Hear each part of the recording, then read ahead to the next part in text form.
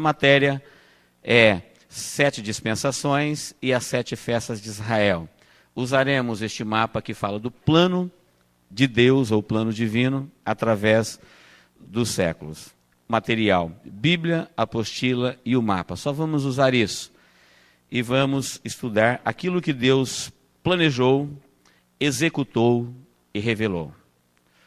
Nós temos aqui neste mapa gravuras, textos, desenhos, retas, que são tiradas da Bíblia. Não temos nada de novo aqui, apenas colocado numa sequência, numa ordem, para nos auxiliar no nosso conhecimento. Mas nós temos aqui o que Deus planejou, executou e não escondeu de ninguém, revelou. Tudo isso está na Bíblia desde o princípio.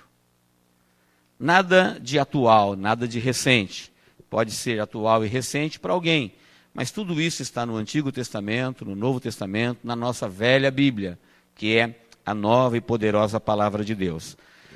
Neste plano de Deus, nesta execução deste plano, nesta revelação, nós vamos estudar aqui onde eu estou iluminando, nesta reta, as coisas que já aconteceram, estão acontecendo e acontecerão na Terra. Então, esta esfera é a Terra e seus estágios que ela já passou, as dispensações que já aconteceram. Estamos vivendo hoje aqui. Daqui para trás tudo é passado, faz parte da história. Daqui para frente tudo é futuro, ainda acontecerá.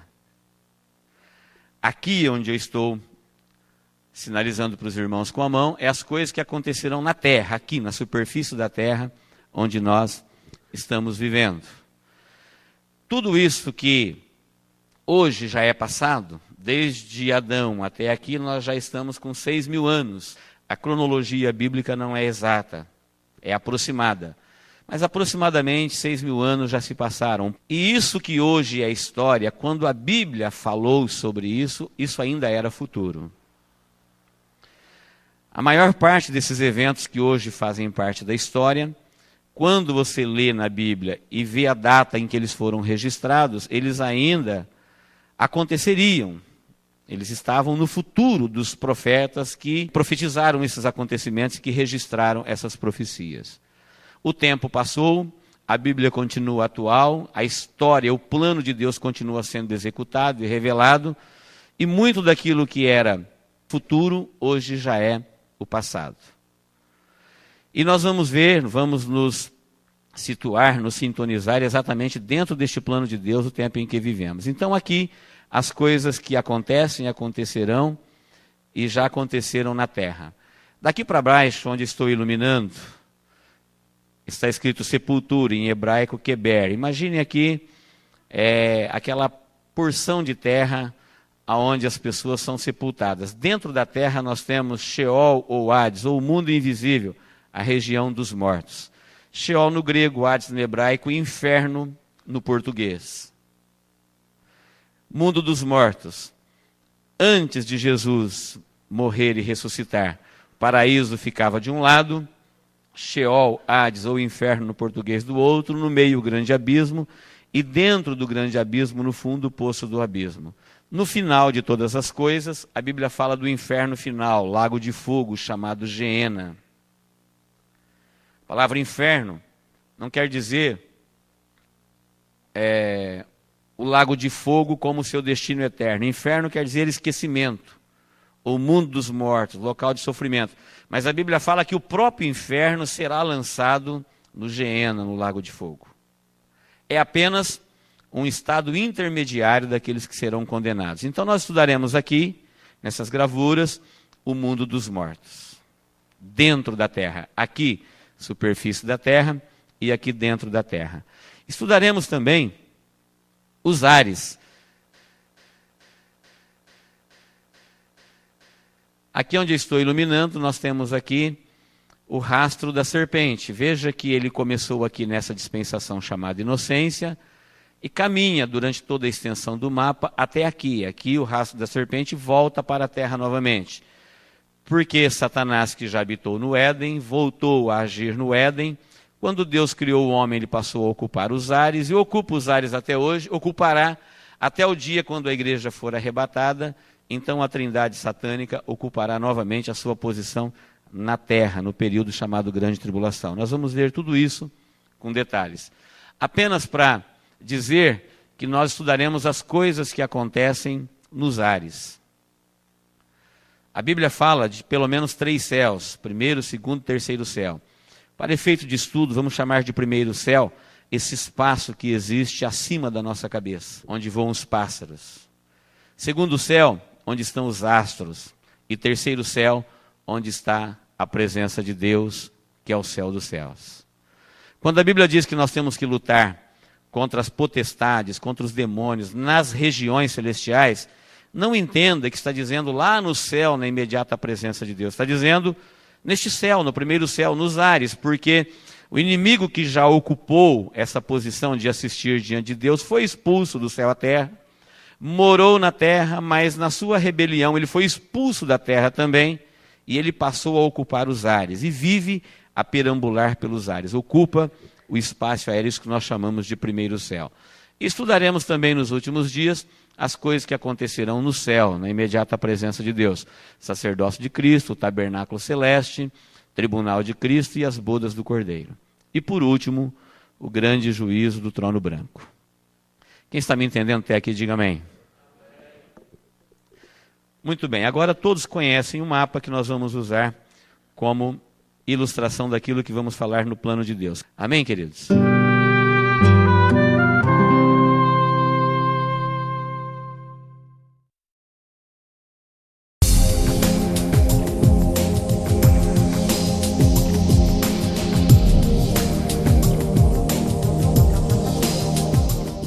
A criação. Abrindo a Bíblia no capítulo 1, versículo 1, nós vamos encontrar: no princípio criou Deus os céus e a terra. Ponto final. Olhem para mim aqui agora um pouquinho. Antes deste princípio, quando Deus criou os céus e a terra, a Bíblia fala de Deus no eterno passado, planejando o reino, planejando o século, criando as hostes angelicais. E também revela a Trindade, Deus Pai, Deus Filho, Deus Espírito Santo. A palavra Deus na Bíblia, ela aparece no plural, mas o verbo criou aparece no singular.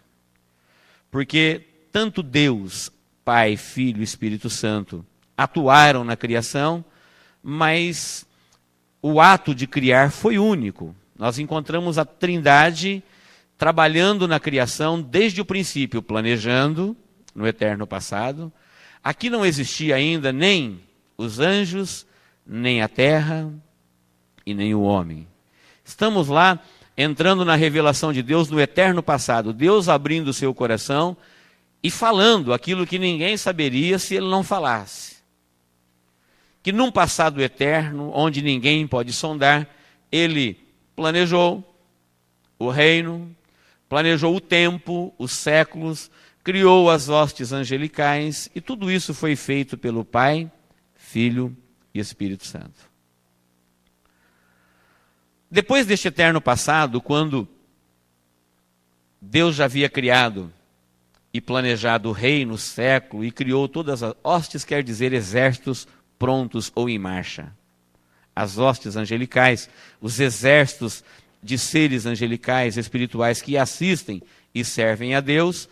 Então, começando a revelação para o homem, a Bíblia começa dizendo: no princípio criou Deus os céus e a terra. Nós sabemos que quando Deus criou os céus e a terra, a Bíblia fala que tudo que Deus faz é bom. Perfeitas são as obras de suas mãos. Para que Deus criou? Diz o texto na apostila que Deus criou para ser habitado. Está em Isaías 14, 13 e 14, e nessas outras referências que está aqui no mapa. Não vou falar para ganharmos tempo. Mas nós temos aqui uma terra original, onde o sol não existe, a lua também não, o homem também não, e o mar também não. Uma outra terra. Alguns dizem a terra dos dinossauros, a terra dos minerais, que a ciência diz que tem milhões e milhões de anos, dos vegetais, que a ciência diz que tem milhões e milhões de anos. Pode ser. Deus é eterno, não podemos sondar essa eternidade de Deus quanto ao seu passado. E se eles descobrem e dizem que tem tantos milhões de anos, A Bíblia não contradiz isso. A Bíblia fala que num princípio. Ninguém sabe, porque Deus não disse. Quando? Quem morava nessa terra? Seres angelicais.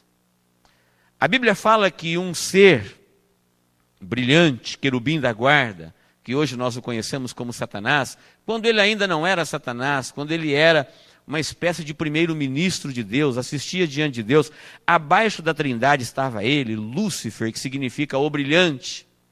Ele morava na terra, no Éden, tinha um Éden, antes de existir o homem. Tinha um Éden na terra, um jardim de Deus, e aqui havia um reino mineral, um reino vegetal, havia animais, havia vida, e havia os seres angelicais, e tudo funcionava perfeitamente, que o próprio Deus, nessa referência que nós acabamos de dar para você pode encontrar em Isaías 45, você vai encontrar o próprio Deus falando que ele assistia diante de Deus, que ele habitava no meio das pedras afogueadas, ou seja, a terra não precisava de sol, e nem de lua, e nem de brilho, porque ela tinha montanhas e mais montanhas. Esses montes que nós conhecemos hoje, que é de rocha ou de vegetação, a terra tinha de pedras preciosas, de esmeralda, do carbúnculo, do topázio, do berilo, do ônix, do jaspe, da safira, de ouro. Era uma terra riquíssima, brilhava por si só, tinha um brilho próprio. Se perguntássemos por que Deus criou? Para a sua glória, porque ele se relacionava com a sua criatura, e diz a Bíblia que Lúcifer assistia diante de Deus nos céus e habitava também na terra, no meio das pedras afogueadas, ou seja, brilhantes. Neste mundo habitado no princípio, Deus criou a terra não para ser um caos. Esta terra que nós conhecemos hoje não é a terra que Deus criou. Este corpo que nós habitamos hoje não é o corpo que Deus criou. E os anjos que existem perturbando a terra não são os anjos que Deus criou. Alguma coisa aconteceu com a criação. Nesta terra original, tudo vivia em perfeita ordem, até que a onisciência de Deus, disse o texto, viu no coração de Lúcifer a maldade, por causa da sua alta posição, por causa da sua formosura, por causa da sua autoridade. Nunca ninguém conseguiu tanto nos intentos de Deus como este ser. E quando ele, tão honrado, tão grande, reinava, assistia diante de Deus, comandava, ele disse no seu coração, os seus 5 eis que serei semelhante ao Altíssimo, eis que colocarei o meu trono acima das mais altas nuvens, eis que me assentarei, eis. Quando ele pensou no seu coração, não chegou a falar, não chegou a executar, neste exato momento, Deus, na sua onisciência, detecta o pecado na sua vida, e ele foi expulso do céu. Jesus, 4 milênios depois, quando mandou os 70 pregar, mandou os 12 pregar o evangelho, depois mandou os 70, e quando eles voltaram contentes, falando para Jesus, olha, no teu nome os demônios nos sujeitam, Jesus se lembrou desse dia e falou, eu vi a Satanás ser lançado do céu à terra como um raio. Jesus se referiu ao momento em que ele foi deposto e a sua autoridade foi tirada da parte de Deus. Então Satanás foi deposto e tornou-se o chefe das potestades do ar, conforme Efésios 2:6, 11:12, João 12:31 e 14:30. Essas referências são claríssimas em falar, em fundamentar tudo isso que nós estamos falando até aqui. Ele não somente foi deposto, como também a sua habitação foi destruída. Gênesis 1 e 2. E a terra se tornou sem forma e vazia. Na maioria das traduções, e a terra era sem forma. Em algumas mais recentes, todos os estudiosos da Bíblia são unânimes em afirmar que alguma coisa aconteceu com essa terra perfeita que Deus criou para que ela ficasse sem vida. É a primeira e a maior, a mais terrível demonstração do juízo de Deus. Toda a vida desaparece, toda a beleza desaparece. Esta terra é submersa num caos profundo e se torna sem vida, sem forma e vazia. Algumas referências apontam para o que aconteceu. Jeremias 4:23, Gênesis 1:2, Isaías 24:1. Deus, ao aplicar o seu juízo sobre aquela criatura infiel, ele não somente o depõe, o expulsa do céu, mas destrói completamente a sua habitação. Quanto tempo essa terra ficou nesse estado original? Não sabemos. Aqui pode se encaixar aquilo que a ciência chama, teoricamente, de eras geológicas. Porque tudo isso ainda é teoria. A Bíblia chama e avoca para Deus o poder da criação. Não diz como. A Bíblia não é como a ciência que tem uma curiosidade investigatória. A Bíblia tem uma revelação para aqueles que creem. Conforme diz o texto que nós colocamos na apostila, pela fé entendemos que os céus e a terra foram criados pela palavra de Deus. De maneira que o visível veio a existir das coisas que não se veem. Se pela fé entendemos, a fé não precisa de prova, ela crê. A fé crê em Deus, que diz que Deus criou. A Bíblia diz, no princípio, Deus criou. Existem teorias cegas. Chamo de teorias cegas aquelas criadas simplesmente para exaltar os seus autores. Existem teorias que têm fundamento, uma possibilidade de um fundamento. Aquelas que dizem que forças em andamento deram origem à criação. Ou aquela que diz que uma explosão cósmica deu origem ao universo. A Bíblia não contradiz nenhuma e nem outra. Se foi uma explosão, foi Deus que deu a ordem. Se foi forças em movimento, foi Deus que colocou essas forças. Não importa como. Se teve a explosão ou se foi forças em andamento, isso não é relevante. A Bíblia fala que de uma forma ou de outra, Deus fez, Deus criou. Ele assume a responsabilidade da criação. Quanto tempo ela ficou assim, não sabemos. Quanto tempo ela ficou caótica, também não sabemos. Sabemos que durante este período que ela ficou aqui, este ser, querubim da guarda que era até então, passou a ser o inimigo de Deus e passou a ser chamado Satanás, Lúcifer, não mais o brilhante. Agora, habitando nas trevas. Expulso do céu, proibido de morar na terra, porque Gênesis 1:2 diz, e o Espírito de Deus pairava sobre a face das águas. A terra se tornou caótica, sem forma e vazia, e o Espírito de Deus pairava sobre a face das águas. Então, impedido de retornar ao céu, impedido de morar na terra, ele passou a ocupar os ares. Lá no livro de Jó você encontra Deus perguntando para ele, de onde você vem? Ele falou, de rodear a terra e passear por ela. Em muitos outros lugares, nós encontramos a palavra falando que o inimigo, um demônio, quando ele sai de uma vida, ele anda por lugares áridos, pelos ares, procurando uma habitação. Não encontrando, ele retorna à antiga casa, para ver se encontra ela vazia. Passou a ocupar os ares, e o Espírito de Deus estava aqui sobre a face das águas. Depois de algum tempo, não sabemos quanto tempo, nós encontramos Gênesis 1:3, Deus novamente reconstruindo a terra, que são os dias da criação. Aqui, nós encontramos Deus agora refazendo a terra, que Ele mesmo destruiu por causa do pecado daquele que habitava nela. Agora Deus começa a reconstruir a terra e chega numa parte que todo mundo já conhece, a semana da recriação, conforme Êxodo 20:11. No primeiro dia, Deus cria a luz cósmica. No segundo dia, o firmamento. No terceiro dia, a terra seca e a vegetação. No quarto dia, a luz solar. No quinto dia, peixes e aves. No sexto dia, animais terrestres e o homem. E no sábado, diz que Deus cessou a sua obra, ele descansou.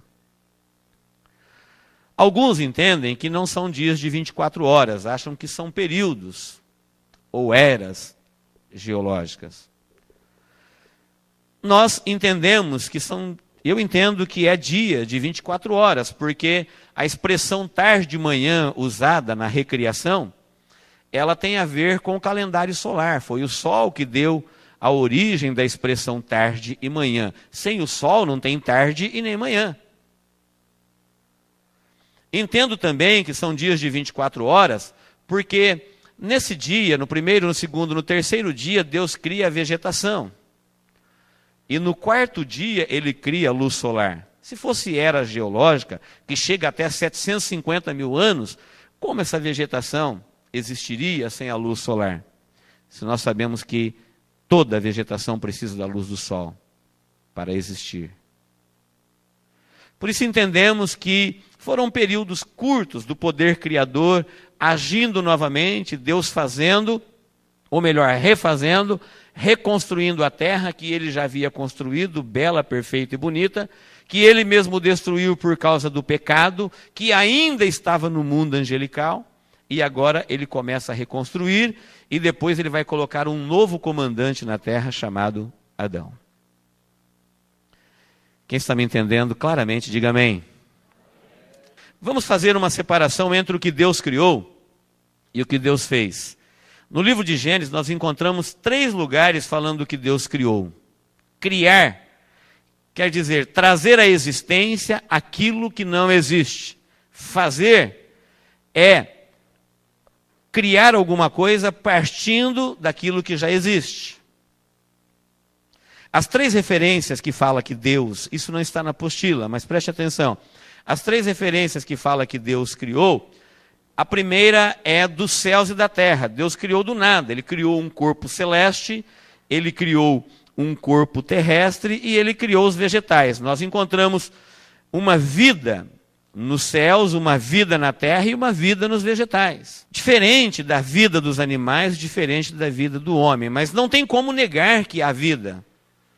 O céu é um corpo, a terra é um corpo, não é uma teoria, não é uma ficção, não é um conto, é um local, é um corpo existente.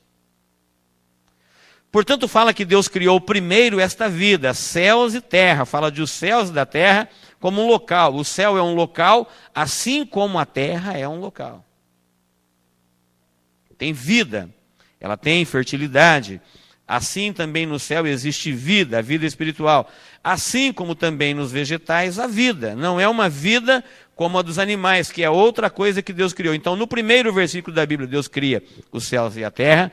No versículo 21, ele cria os animais, criou também os animais. E ali diz, grandes e pequenos, do mar e da terra, desde os enormes, que pode ser os dinossauros aqui no princípio.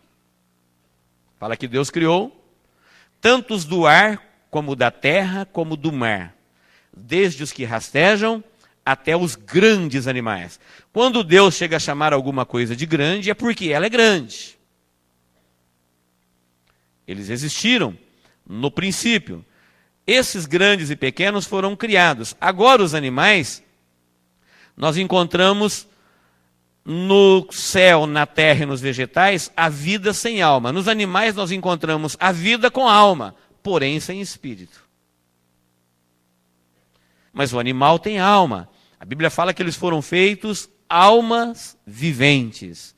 Ou seja, ele se entristece, ele se alegra, ele, por instinto, ele sente dor. Ele tem a sua alma. A sua alma não tem a imortalidade porque ele não tem o espírito. Por isso ela deixa de existir, porque ela vive em função do corpo. Mas é diferente o corpo do animal do que um corpo celeste, um corpo terrestre, ou um corpo vegetal. E no versículo 27 nós encontramos Deus criando o homem. Veja que interessante. Deus criou os céus e a terra porque não existiam, criar do nada. Deus criou os animais grandes e pequenos do mar, da terra e do ar, porque eles não existiam. E não tinha vida ainda que combinava matéria com vida de alma. Foi a primeira vez que Deus criou. Deus consegue combinar a vida emotiva com a vida material e cria os animais. E no 27 ele cria o homem. E este agora é criado da terra, da água e de Deus. Ele tem a vida animal, ele tem a alma e ele tem o espírito, que é a parte de Deus. Por isso, somente no homem, Deus soprou nas suas narinas, ele recebe ali o sêmen ou a semente divina e ele se torna um ser eterno. O animal, como veio só da terra, ele volta para a terra e acaba. O homem, como ele não veio apenas da terra, ele tem uma parte que veio da matéria e tem uma parte que veio de Deus, Então ele não tem fins de dias. Uma vez nascendo e sendo consciente, ele vai viver eternamente, salvo ou perdido. Porque a sua vida veio de Deus, e Deus é eterno, Deus não morre. Crer nisso ou não crer nisso não muda nada. Todo ser humano que existe, ele tem um espírito, uma alma e um corpo. O seu corpo veio do pó e para o pó ele vai voltar. O seu espírito que deu vida à sua alma veio de Deus e para Deus ele voltará. A Bíblia diz, diante dele, de Deus, todo joelho se dobrará e toda língua confessará. Quem não encontrá-lo como Salvador, encontrará ele como juiz. Mas todos diante dele se dobrarão.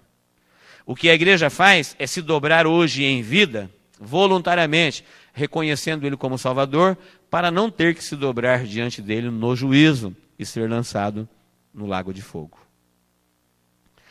Assim, queridos, nós encontramos as três coisas que Deus criou: céus e terra, animais e o homem. E depois nós encontramos as coisas que Deus fez. Por exemplo, os mares foram feitos das nuvens existentes. Espessas nuvens deram origem aos mares. O sol, a Bíblia não diz que Deus criou o sol, fala que Deus fez. Ou seja, Deus fez eles aparecer, colocou eles próximo da terra, numa distância, dizendo que um era para iluminar o dia e o outro para clarear a noite. Nós encontramos Deus fazendo a mulher. Não criou a mulher, Deus fez uma mulher. Criou o homem e fez a mulher, porque ele pegou de uma matéria já existente. Já tinha um homem criado com espírito, alma e corpo, e dessa matéria existente, Deus agora faz a mulher. Eu acho lindo saber que a mulher foi feita do homem e para o homem. Ao mesmo tempo que o homem vem da mulher e para a mulher. Sabedoria de Deus. O homem existia e ele faz a mulher do homem e para o homem. E agora, para o homem existir a partir dali, ele vem da mulher e para a mulher. E assim Deus une um ao outro. Amém? Muito bem, acompanhe comigo na sua apostila. Depois da doutrina da criação, nós temos a terra original, o primeiro Éden. Tudo isso nós resumimos, porque não é o nosso assunto a criação. Eu acho muito importante nós fazermos um resumo daquilo que a gente estudou até aqui. Isso muda muita coisa no nosso conceito. Você que está ouvindo isso pela primeira vez, é bom nós entendermos o que está aqui nesta aplicação. Que Deus, primeiro, aplica juízo, sim. Quanta gente vivendo tranquilamente, falando, não, Deus é bom, Deus quer o coração, e no final de tudo eu vou me sair bem. Imagina que Deus vai me condenar. Tem tanta gente pior do que eu na terra. Sou honesto, pago as minhas contas. É um pensamento comum. É um pensamento de gente boa, de gente honesta. No entanto, quando você estuda a criação, nós chegamos logo à conclusão que nunca ninguém na terra vai ser tão bom como era este querubim ungido. Feito perfeito, formoso, assistia diante de Deus, assim com Deus, primeiro-ministro de Deus. Falta-nos palavra para descrever o seu poder, assistia. Quem que pode num instante estar diante de Deus e ao mesmo tempo morar na terra? Um poder de locomoção, como os anjos têm, uma sabedoria. No entanto, o dia que ele desobedeceu, o propósito para o qual ele foi criado, foi expulso da presença de Deus, foi expulso da sua posição que Deus o havia colocado e se tornou inimigo de Deus. Se tornou o diabo, o grande adversário. Na sua rebelião, diz a Bíblia, que uma terça parte dos anjos de Deus, que são incontáveis, milhares de milhares, milhões de milhões, miríades de miríades, o acompanharam e foram expulsos juntamente com ele, se tornaram os demônios que ocupam os lugares áridos, que ocupam este primeiro céu, e vivem enganando a todos na terra, principalmente aqueles que gostam de consultar os mortos. Coisa que Deus proibiu no meio do seu povo desde o princípio. Quando Deus escolheu um povo na terra, já estava nos primeiros mandamentos: não haverá no teu meio quem consulte os mortos. Por quê? Eles não podem ser consultados. Nós vamos ver que não há contato entre os mortos e os vivos. São demônios que se colocam como intermediários para enganar, principalmente aqueles que gostam de fazer isso. Um número incontável deles seguiu a Lúcifer na sua rebelião e agora ocupam os ares e vivem enganando. Queridos, é importante nós entendermos que Deus aplica juízo. Nunca ninguém será tão bom diante de Deus como era Lúcifer. É muito importante você entender também que todo o caos, toda a tragédia que existe na terra, que depois que a terra foi restaurada, novamente ela foi amaldiçoada por causa do pecado, de novo, agora do homem, dando origem a um novo juízo da parte de Deus que expulsa o homem do Éden e que traz maldição, e a terra passa a ter uma série de consequências. É importante saber isso para você nunca culpar Deus por aquilo que ele não fez. Na cabeça de muita gente boa, de muita gente entendida hoje, Deus é o culpado de quase tudo que existe de ruim. Desigualdade social, má distribuição de renda, diferenças raciais, culturais, porque um é bonito, o outro é feio, porque um é saudável, o outro é doente, porque a terra mata alguém por falta de água, alguém morre na terra pela seca, outros morrem na terra pela enchente. E num lugar é muito quente, no outro lugar é muito frio. E Deus acaba aparecendo na cabeça de muita gente como culpado, quando na verdade a terra que Deus criou é esta. Leia só um pouquinho sobre essa terra e fique encantado com Deus. Conforme diz o Salmo 19, os céus manifestam a glória de Deus, o firmamento anuncia as obras de suas mãos, um dia faz declaração a outro dia, uma noite faz declaração a outra noite, sem linguagem, sem fala, sem idioma, eles falam. Eles mostram como que Deus só faz coisa boa. E todo tipo de tragédia, de tristeza, tudo aquilo que é mal, tudo aquilo que é ruim, tudo aquilo que é perverso, tudo aquilo que os seus olhos reprovam, tudo aquilo que seu coração não aceita, não tem a sua origem em Deus. Deus não criou o diabo. Deus criou Lúcifer. Deus não criou esta terra, Deus criou esta. E Deus recriou esta. Este ser angelical, por sua desobediência e por seu pecado, deu origem a esta. Este ser humano, que foi criado perfeito, sem pecado, por causa da sua desobediência e do seu pecado, deu origem a esta terra que nós vivemos e a este corpo em que nós habitamos. Portanto, se você está descontente com o seu corpo, se você está descontente com a vida social, se você está descontente com a criação, se você está descontente com um monte de coisas na sua vida, eu quero dizer que Deus também está mais descontente que você. Deus aguarda com ansiedade o dia em que Ele vai reconstruir a terra novamente com fogo, vai dar um novo corpo para os salvos. Deus também aguarda com ansiedade ou com expectativa, porque Deus não é ansioso. Deus aguarda com expectativa o dia em que Ele vai resolver o problema da humanidade. Agora, enquanto esse dia não chega, nós temos que aguardar, porque tudo foi planejado, está sendo executado e está sendo revelado. Só vai ficar fora da nova restauração de Deus, da nova vida e da eternidade, aqueles que não acreditarem em Deus. Mas Ele planejou, está executando, a história da humanidade está acontecendo, e é impressionante como ela se cumpre nos detalhes, nos mínimos detalhes. Detalhes pequenos, escritos há 4 milênios, 3 milênios atrás, se cumprem hoje. Como aquele de Jesus nascer na pequena Belém, como aquele de Maria, a Virgem, dar à luz. E tantos outros detalhes que foram escritos pela Bíblia, quando tudo isso ainda era futuro. Era Deus executando e revelando o que Ele fez, o que Ele está fazendo e o que Ele fará. Portanto, nunca culpe Deus por aquilo que Ele não fez. Entenda de uma vez por todas que Deus aplica juízo. E quem não encontrá-lo como Salvador, terá que encontrá-lo como juiz. Quando Ele disse para a mulher pecadora, ninguém te condenou, nem eu também te condeno, vai e não peques mais. Alguém conclui, era como Deus é bom. Sabe por que Ele disse isso? Porque Ele estava vivendo na sua humanidade como Salvador. E como Salvador, Ele salva. Ele não condena, Ele não julga, Ele só salva. Agora, como juiz, Ele não salva, Ele aplica juízo.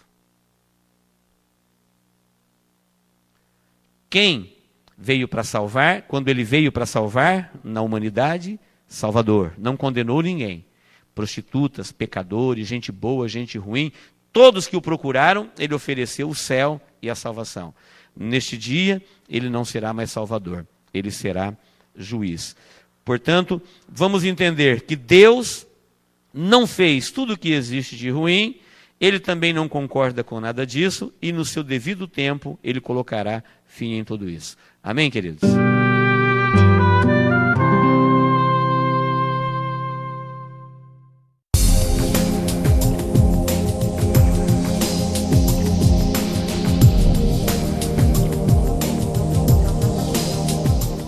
Agora nós conhecemos o mapa, conhecemos o passado, chegamos no nosso tempo. Deus reconstruiu a terra e vamos entrar na primeira dispensação, chamada dispensação da inocência. Antes, eu gostaria que você desse uma olhada na sua apostila. Nós temos aí a definição de dispensação. É um período em que o homem é provado com respeito à sua obediência a alguma revelação específica da parte de Deus. Então, juntamente com as dispensações, verifica-se a presença das grandes alianças ou pacto entre Deus e os homens. Olhe para mim aqui um pouquinho agora. Nosso assunto é dispensações e festas. O que é dispensação? Temos aqui uma inocência, outra consciência, outra governo humano, outra patriarcal, outra lei, outra igreja ou graça e outra chamado milênio. Toda a revelação de Deus na Bíblia, dada à humanidade como um todo, se encontram em 7 dispensações. Deus planeja, executa, revela e termina o tempo do homem. A Bíblia fala de tempo de Deus, plenitude do tempo de Deus, cumprindo-se o tempo de Deus. É isso que nós vamos estudar. Então, dispensação é um período em que Deus se revela ao homem, cobra um comportamento dele quanto à revelação que ele mesmo deu, e no final da dispensação, se o homem atentou para a sua revelação e obedeceu, ele é salvo. Se ele ignorou e desobedeceu, sem misericórdia, ele é condenado. Em cada uma dessas, nós vamos encontrar Deus fazendo um novo pacto, tendo um início, uma revelação, e tendo um final. E sem se importar com a quantidade de pessoas que se salvam ou não, Deus executa juízo no final de cada uma delas. A revelação de Deus, ela vai sendo gradativa. Cada uma dessas dispensações, elas vão ficando mais abrangentes. Em consequência, os seus juízos ficam mais severos. Então, dispensação é um período em que Deus se revela e Ele cobra da humanidade que Ele está se revelando um comportamento em relação à sua revelação. As festas também, 7, não quer dizer festa no sentido em que nós conhecemos, mas sim celebrações, memoriais. Tinha alegria, tinha música, tinha dança, mas são revelações de Deus, não mais ao mundo, mas ao seu povo, a igreja. Então a festa nós vamos estudar ela no seu sentido histórico, profético e pessoal.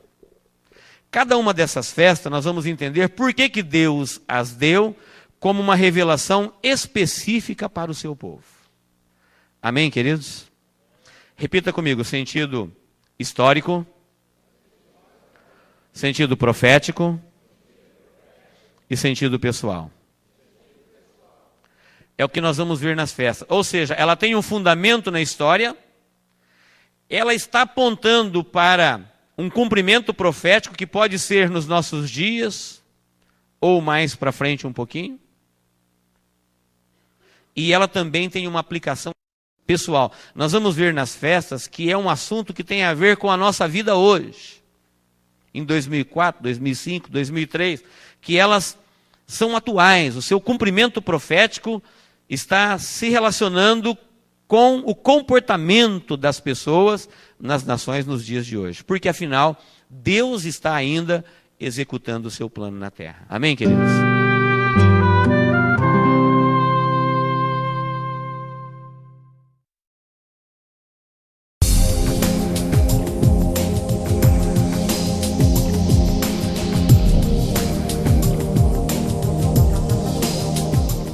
Nós vamos para a primeira dispensação.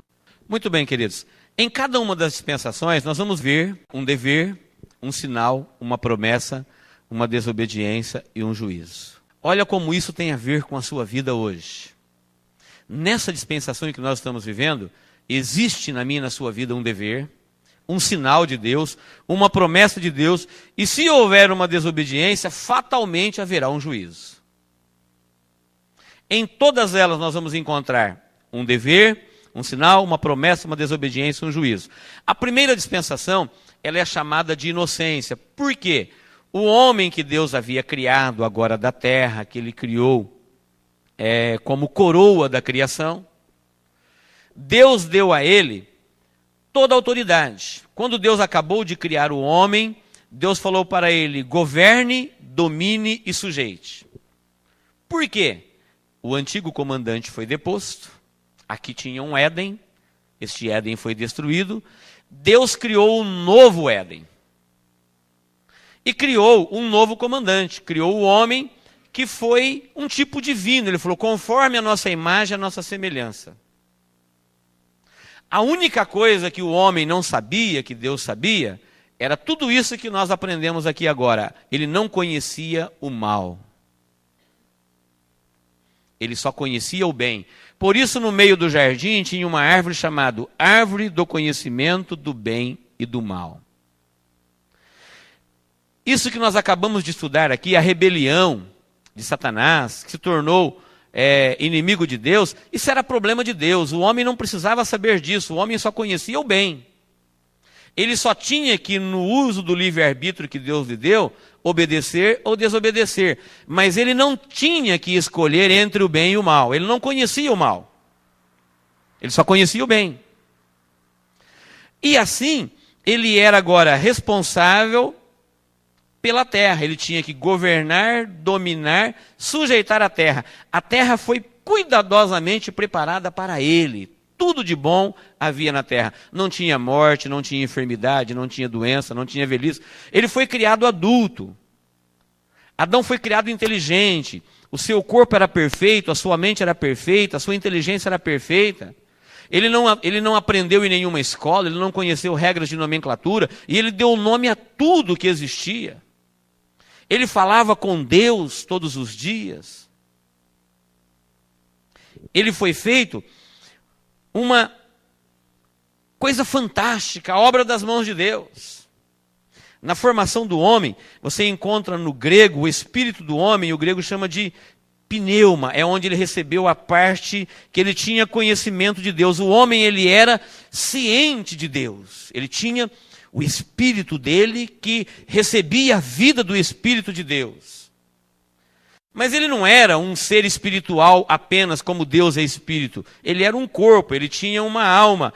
Alma, no grego, quer dizer psique, ele tinha conhecimento de si. É o que dá origem àquilo que nós chamamos de psicológico. O homem tendo conhecimento do seu interior, o psique. E ele tinha também um corpo material, no grego quer dizer soma. Doenças psicossomáticas, ou seja, disfunções no corpo com origem na alma. Pneuma, espírito, pneuma, ar, pneu, pneumatologia, doutrina do espírito.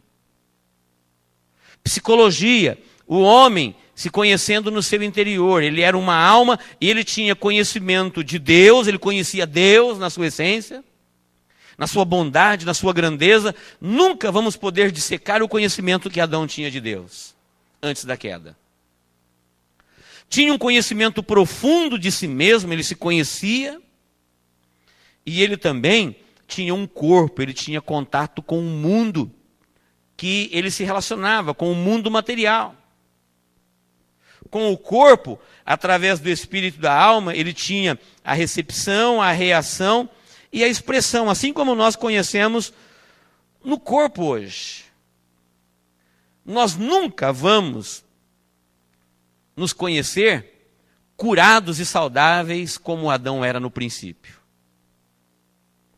Imagine você na sua melhor forma, no corpo, na alma e no espírito, ainda assim você está num corpo caído. Nunca vamos conseguir entender, só Deus sabe a alegria, como que essa vida era valiosa, preciosíssima. Era o homem de Deus na terra, perfeito, inteligente, bonito, saudável.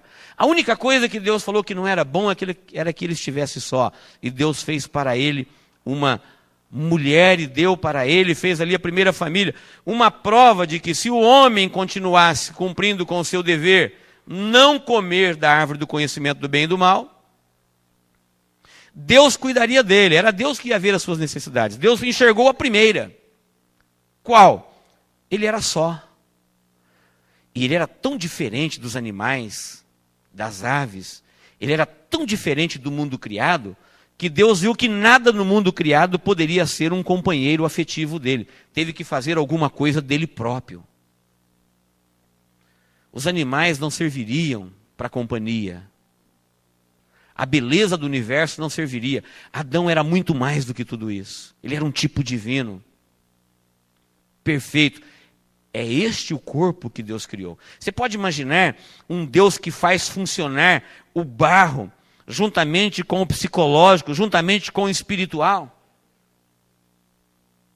De maneira que o nosso corpo, ele capta as coisas no mundo visível, e a nossa alma interpreta isso, e o nosso espírito julga, e nós decidimos e vivemos. Nunca ninguém conseguiu fazer tal coisa. O nosso corpo ele tem a recepção, através dos sentidos, ele tem a reação, ele tem a expressão. E esse ser poderoso, perfeito, matéria combinando com espírito, com alma, o homem como um ser espiritual, recebia a vida de Deus no seu espírito, o seu espírito alimentava a sua alma, a alma interpretava essa vida de Deus, e ele vivia, ele era no corpo, era um Deus homem, um tipo divino. Quando ele pecou, porque Deus falou, olha, a única restrição, você não vai comer da árvore do conhecimento do bem e do mal. Porque se você comer, você desobedeceu, você vai ter conhecimento do mal. No dia em que você comer, dela você vai morrer.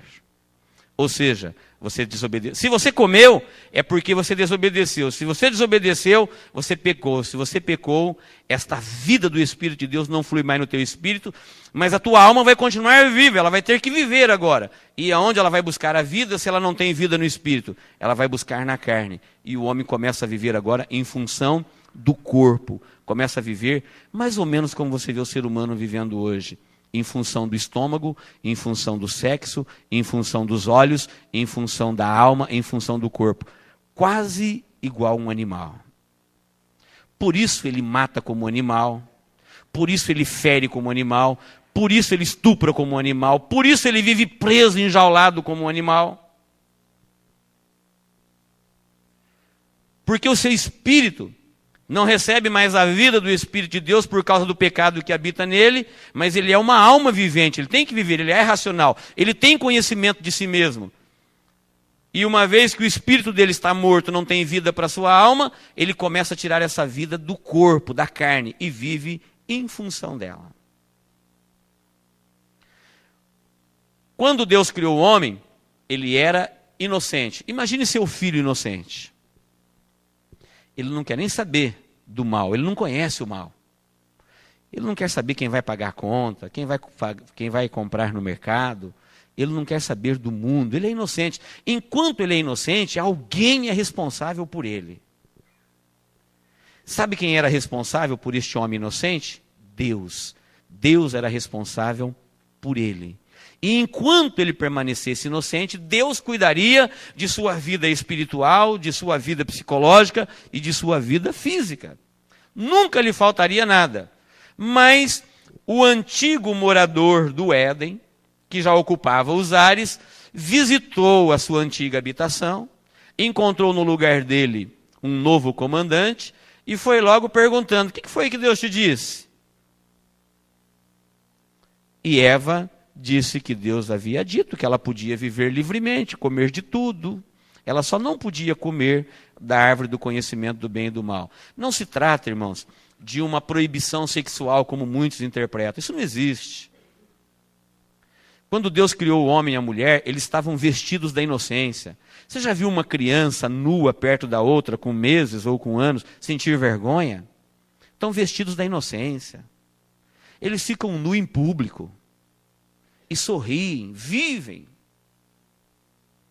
Porque a roupa da inocência cobre tudo. E Deus não proibiu eles de fazerem sexo, não. Deus criou uma linda mulher para um lindo homem e falou: é sua. Crescei e multiplicai. Encha a terra. Produza. Sede fecundos. Não havia nenhuma restrição. Todos os prazeres da terra, da vida humana, inclusive o prazer sexual, foi colocado por Deus. Prazer de comer, de trabalhar, de adquirir, de construir morada, de ter alimento, de dormir, de fazer sexo, foram dados e permitidos por Deus. O que o inimigo veio fazer é perverter, mexer naquilo que Deus havia criado, que funcionava maravilhosamente. A terra não tinha terremoto, a terra não tinha maremoto, a terra não tinha praga, o homem não ficava doente, ele não morreria. Tudo era muito belo. E ele veio perverter o prazer, prometendo mais prazer do que Deus. Falou para ela: não morre não. No dia em que você comer, você vai ficar muito mais sábia, vai abrir os teus olhos e você vai conhecer tudo, o bem e o mal.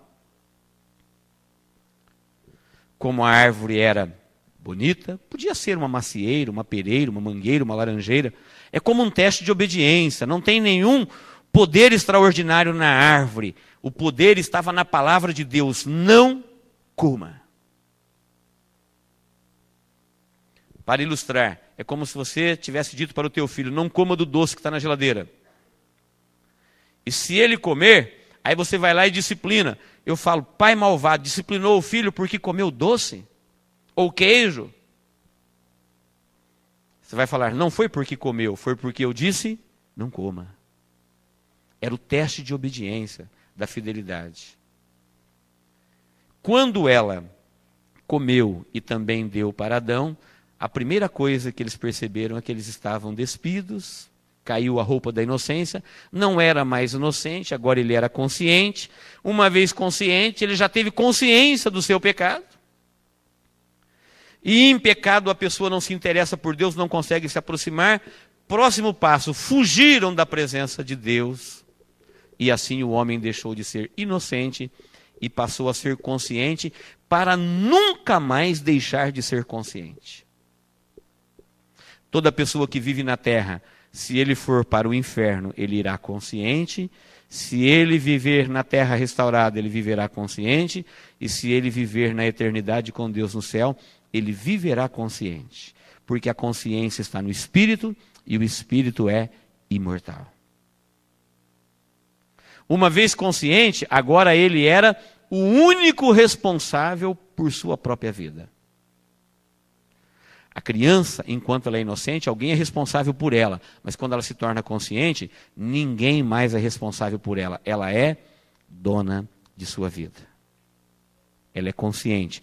Ela que vai escolher. Assim o homem desobedeceu e ele foi expulso da presença de Deus e terminou a primeira dispensação. Agora o homem vai viver como consciente. Amém, queridos?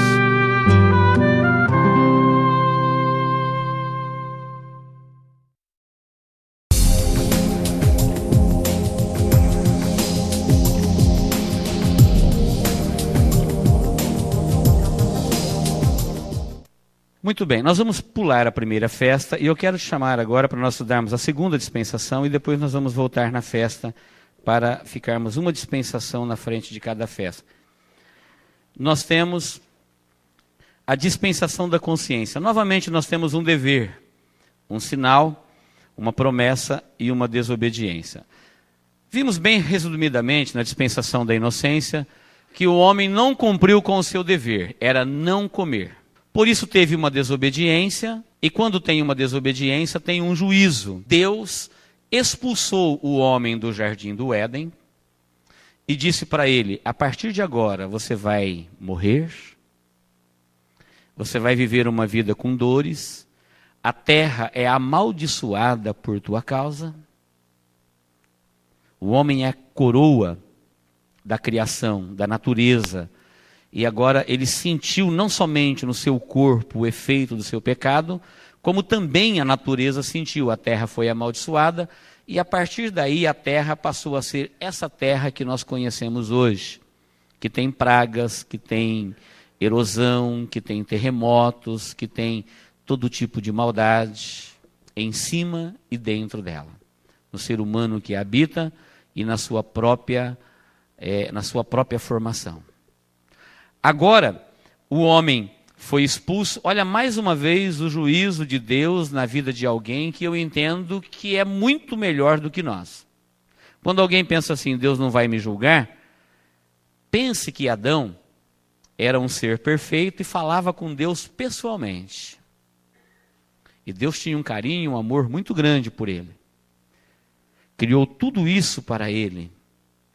No entanto, no dia em que ele desobedeceu a Deus e não cumpriu com o propósito para o qual ele foi criado, a Bíblia é muito clara nisso, fala que Deus expulsou ele do Éden, e ainda assim a expulsão da parte de Deus era um ato da sua misericórdia, porque se o homem comesse em pecado da árvore da vida, ele poderia viver eternamente em pecado. Deus expulsou e colocou uma espada desembainhada de fogo em volta do jardim, a circuncidar o jardim, impedindo que o homem retornasse para lá. E a partir daí, Deus não permitiu mais ao homem viver no jardim. E a terra foi amaldiçoada e o homem também. A serpente que o inimigo incorporou nela para falar com Eva foi amaldiçoada. E os irmãos conhecem bem o texto, é bem comum, bem lido em Gênesis, até o capítulo 3, 4, tudo isso que aconteceu. Maldita é a serpente, maldita foi a mulher, com dor terás filhos, o homem com dificuldade cuidará da terra, e agora você é pó, você vai voltar ao pó, e assim por diante. Terminou a dispensação da inocência. Agora, o homem era consciente, ele tinha consciência do bem e do mal, e conforme ele disse para Deus, Deus queria que ele vivesse inocente. Com o seu pecado, ele disse para Deus, eu quero viver consciente. Então agora ele teria que se orientar através da sua consciência e escolher entre o bem e o mal. Ficou muito mais difícil. O homem viu que os seus olhos se abriu realmente, ele conheceu o bem e o mal, só que agora ele estava debaixo do mal. Em nada isso abençoou a sua vida. Quantas tragédias, quanta dor, quanto sofrimento começou a vir à terra por causa do pecado dos nossos pais. Logo no começo dessa dispensação, que é chamada da consciência, porque o homem passou a viver consciente, ela durou 1656 anos. 1656 anos depois, nós encontramos Deus dando uma nova oportunidade para o homem. Dispensação é um período em que Deus se revela. Então agora Deus falava ao homem através da consciência, e como um ser consciente, ele tinha que obedecer. Isso é uma verdade que existe na vida de qualquer ser. Ninguém peca, ninguém desobedece sem antes a sua consciência o alertá-lo. A consciência, ela é a voz de Deus dentro da sua alma. Ela está no espírito e o espírito fala na alma.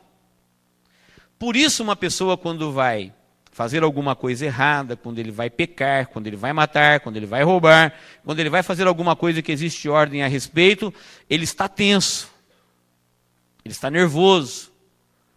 Por que ele está tenso? Porque ele está nervoso se não existe ninguém por perto vendo. Se não tem ninguém recriminando o seu ato. Existe dentro dele, na sua formação, na sua alma, a consciência disparando como um alarme divino, dizendo: você está num caminho de morte. É essa voz que ele tem que ouvir agora, a voz da consciência, e obedecer ela. E correr para Deus, porque ele falou para Deus que ele queria ser consciente, e que consciente ele escolheria entre o bem e o mal, que ele escolheria o bem. Mas ele não conseguiu cumprir com o seu propósito. 1656 anos depois, nós encontramos Deus cobrando este comportamento nessa dispensação, e o resultado, ela terminou com o dilúvio. O dilúvio foi o juízo de Deus, porque Deus falou: eu vou desfazer com o homem que eu criei. Porque na época o homem era muito violento, e ele derramava o sangue do seu semelhante, era dada a violência, matava, destruía por nada, e Deus viu o homem vivendo fora do seu propósito, ele viu a violência do homem chegando diante da sua face, e ele falou para Noé: faz para você uma arca, porque eu vou desfazer com o homem que eu criei. Olha que coisa interessante, o dever do homem aqui era só obedecer a Deus, inocente, não comer. Aqui ele tinha um novo dever, ele tinha que esperar agora o Salvador. Uma vez que ele estava consciente, ele tinha que conscientemente se guiar escolhendo o bem e o mal, e ele tinha que esperar o Salvador. Mas que Salvador, pastor? Lá no começo da humanidade, sim, logo quando o homem pecou, Gênesis capítulo 3, versículo 15, Deus olhou para o homem e falou que ele foi enganado pela mulher, e assim como ele foi enganado pela mulher, que a mulher primeiro foi enganada pelo diabo e depois enganou Adão, Deus falou que ele tiraria do ventre da mulher, a descendência da mulher, ele traria um Salvador que esmagaria a cabeça da serpente e redimiria o homem do seu pecado. Imediatamente após o homem desobedecer a Deus, Deus fez a primeira profecia de um Salvador. Falou: você vai viver com a consequência do pecado, mas ele já providenciou um Salvador. Deus não colocou pano quente no pecado, Deus não acobertou o pecado de Adão, não porque ele tivesse que dar satisfação a alguém, mas a sua própria pessoa. Deus é santo, ele não pode tolerar o pecado. A sua pessoa não suporta o pecado, mesmo ele amando o pecador. Então ele profetizou, e o homem teria que agora escolher, através da sua consciência, o caminho do bem, ouvir a palavra de Deus, que foi a primeira profecia, e esperar aquele Salvador que um dia nasceria da mulher e desfaria aquilo que Satanás fez lá no princípio no Éden. A prova que Deus, veja que toda dispensação tem um dever, tem um sinal, tem uma promessa. Deus prometeu um Salvador. A prova que se a pessoa obedecesse ele seria salvo é Enoque. Enoque viveu na dispensação da consciência e ele não morreu no dilúvio. A Bíblia fala que Enoque andou com Deus antes da sua transladação, e Deus se agradou da vida dele, e Deus o levou para a sua glória, para não morrer. Enoque não morreu. Era o sétimo depois de Adão, fazia parte da descendência daqueles que vieram depois de Adão, viveu no meio deste povo violento, pecador, povo inclinado a pecar. O homem não conseguiu obedecer à voz da consciência, pelo contrário, ele escolheu o caminho do mal, e agora Deus mandou o juízo. Sempre quando há uma desobediência, então há julgamento. A partir do momento que o homem pecou, então a morte entra na raça humana e passa a existir o mundo dos mortos. O homem começa a morrer, ele começa a envelhecer e a morrer, ele começa a tirar a vida do seu semelhante, e ele vai à sepultura, ou seja, a sua matéria fica aqui, ó, sepultura, hebraico, keber. Sua matéria fica aqui em todos os tempos. Aqui que nós chamamos de cova, de 7 palmos, assim por diante. Mas a sua alma, ela desceria, e se ele morresse salvo, salvo por quem se o Salvador não veio? Porque ele acreditou na promessa de um Salvador e morreu esperando o Salvador. Então a sua alma vinha para o paraíso. Se ele não acreditasse na promessa do Salvador e vivesse uma vida sem exemplo de vida sem testemunho, a sua alma viria para o inferno aguardando o dia do julgamento. A partir daqui, começa a ser habitado Sheol ou Hades, ou o mundo invisível, a região dos mortos. Toda e qualquer pessoa, quando morre, desde a dispensação da consciência até o último que vai viver na dispensação do milênio, quando ele morre salvo, a sua alma vem para a região dos mortos. A única diferença é que o paraíso hoje não está mais aqui. Ele está na imediata presença de Deus, nós vamos ver isso. É impressionante a descrição bíblica. Enoque obedece, antes do dilúvio chegar, dilúvio era juízo. O homem começou a viver consciente, e na sua consciência desobedeceu, e agora chegou a época de Deus acertar contas. Veja que Deus não tem compromisso com a maioria. 1656 anos depois, a terra já estava povoada, já estava cheia de gente, e quando Deus falou para Noé, faz uma arca porque eu vou destruir com os homens, com o homem que eu criei, apenas 8 pessoas deu crédito à voz de Deus. É muito importante entender isso. Por que eles não deram crédito? Porque Deus estava falando de coisas que eles não entendiam. Falou que ele ia mandar um dilúvio, até Gênesis 6 não chovia. Não tinha chuva. A Bíblia fala que subia um vapor da terra e regava as plantas. O orvalho, com essa vaporização do solo, dava a fertilidade na terra. Nunca tinha dado um pingo de chuva. E Deus falou que ia chover a ponto de inundar a terra. Resultado, ninguém acreditou na palavra de Deus e acharam que Noé estava caducando. Ele estava velho, não estava fazendo uso da sua razão. Por isso desobedeceram e começaram a viver uma vida de pecados, que as filhas dos homens se misturaram com os filhos de Deus. A expressão filhas dos homens neste capítulo de Gênesis quer dizer a descendência de Caim. Descendência de Caim. E os filhos de Deus é a descendência de Sete, que Adão e Eva geraram depois filhos e filhas. A Bíblia fala que Adão e Eva são os pais, Eva é a mãe de todos os viventes, são os pais de todos os viventes, nunca teve outra raça. Depois de gerar filhos e filhas, a terra estava povoada, agora os filhos de Deus e os filhos dos homens se misturaram. E começaram a perverter aquela linhagem piedosa da qual Enoque fazia parte. Ele viveu no meio dessa corrupção toda e andou com Deus. Deus se agradou da vida dele, Deus para si tomou para nunca ver a morte. Enoque não morreu, ele é um símbolo de igreja. Ele não é o único que não vai morrer. A Bíblia fala que nessa dispensação em que nós estamos vivendo, Jesus falou, como foi nos dias anteriores ao dilúvio, comiam, bebiam, casavam, davam-se em casamento, até o dia em que Noé entrou na arca. No dia em que Noé entrou na arca, então fechou a oportunidade e eles foram mortos. Mas antes de Noé entrar na arca e antes do dilúvio chegar, Deus arrebatou Enoque. E a igreja também será tirada. Aqui, ela fala, como foi nos dias anteriores ao dilúvio, será também na vinda do Filho do Homem. Vai estar todo mundo comendo, bebendo, casando. Ninguém se importa mais com a palavra de Deus, porque a mensagem que nós pregamos hoje, ela é muito parecida com a mensagem de Noé. Noé falava assim, olha, se nós não nos arrependermos, Deus vai destruir com o homem que ele criou. Vai vir um dilúvio.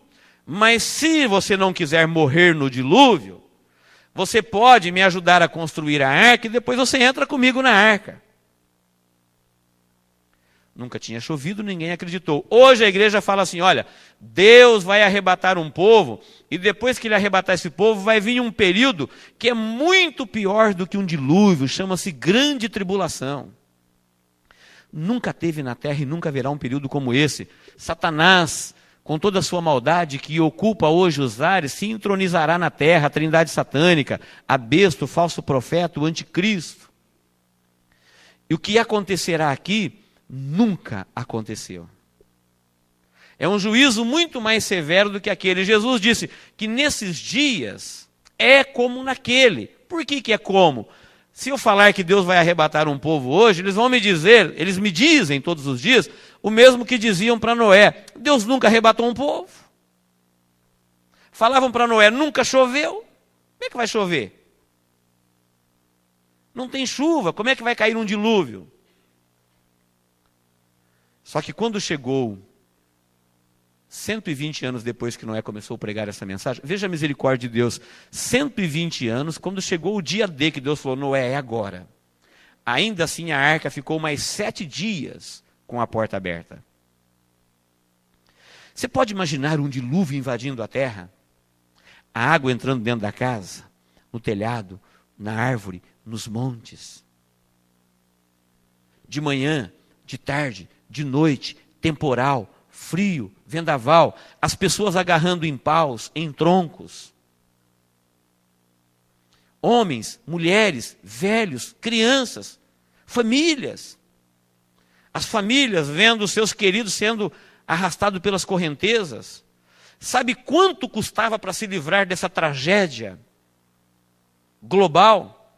Nada. Era só acreditar que Deus não blefa. Sabe quanto custava para entrar na arca? Nada. Ela ficou sendo construída 120 anos e ficou mais 7 dias com as portas abertas. Deus não tem compromisso com a maioria. A voz do povo não é a voz de Deus. Em todas as dispensações, você vai observar a partir de hoje, a maioria se perde. A maioria absoluta erra o caminho do céu. Começando por aqui. Milhares de pessoas, somente 8 pessoas entraram na arca. E Deus fechou a arca por fora, e diz a Bíblia que as janelas do céu se abriram, se derramaram, e as fontes do abismo se romperam. Era a água que brotava da terra, e era a água que caía do céu, por 40 dias e 40 noites. Assim, terminou pela primeira vez uma dispensação em que o homem era consciente. Ele disse para Deus, eu quero ser consciente, não quero ser inocente. No plano original de Deus, nós seríamos inocentes. Os nossos pais disseram para Deus, queremos ser conscientes, e por isso nós somos conscientes. Ou seja, você é o único responsável por sua vida. Diante de Deus, ninguém responde por ela. Não tente culpar pai, mãe, governo, pastor, empregado e patrão. Diante de Deus, o único responsável pela vida é o dono dela. Ele é consciente. Ninguém tem direito de mandar na sua consciência. Você faz o que você quer dela. Uma vez consciente, consciente para sempre. Na sua apostila, acompanhe comigo. Nós temos uma aplicação que fala que a consciência é a voz de Deus, na letrinha A. Na B diz assim, geralmente o homem se gloria do seu raciocínio, inteligência e liberdade, de poder decidir como bem quiser. Toda essa liberdade que ele herdou, quando recusou viver inocente, preferiu viver consciente, conhecendo bem e o mal.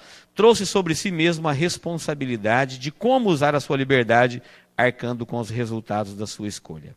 Então, querido, somente esta reflexão. Quando um ser humano olha para Deus hoje e diz assim, sou dono da minha vida, faço dela o que eu quero.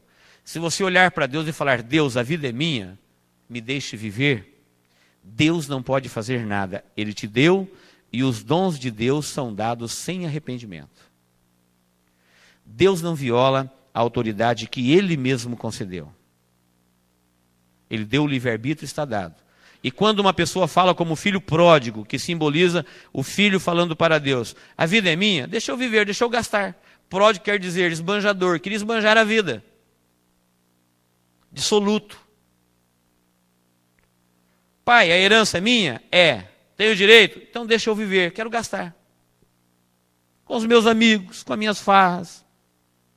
Só que nós temos que entender que isso é verdade. A autoridade de decidir está na sua consciência, você pode. Porém, é importante saber que você é o único responsável por ela. Ninguém dará conta dela. Você é que vai dar conta da sua vida diante de Deus. Quanta tragédia veio porque o homem achou que Deus não estava falando sério. Se isso aqui parece um quadro devastador na nossa mente, nós vamos estudar aqui no penúltimo dia o que está para vir no período em que vivemos. Isso daqui é apenas uma amostra do juízo de Deus.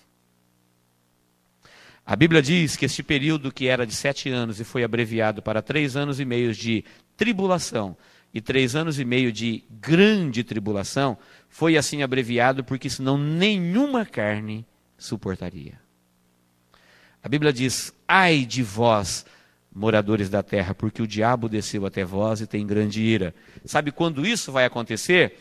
Quando chegar o juízo de Deus sobre os moradores da terra, porque aqui Noé pregou 120 anos, e a igreja que começou com o Filho de Deus pregar o evangelho da graça, da salvação, aqui Enoque foi vivo para o céu, aqui a igreja irá viva para o céu, mas os que morreram ressuscitarão primeiro num abrir e fechar de olhos, e juntos entraremos na glória. Antes do juízo chegar, a igreja será tirada. Noé pregou 120 anos, a igreja já prega há 2000 anos.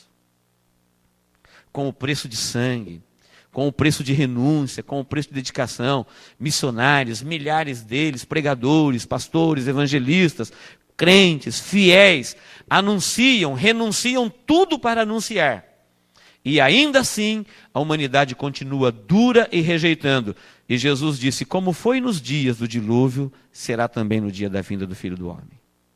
Numa hora em que ninguém pensa, comendo, bebendo, vivendo, ele virá. E a igreja será tirada, e então virá o juízo nessa dispensação. Em todas elas, Deus faz um pacto, Deus se revela, Deus cobra um comportamento, e quando há uma desobediência, há um juízo. Assim termina a dispensação da consciência. Amém, queridos?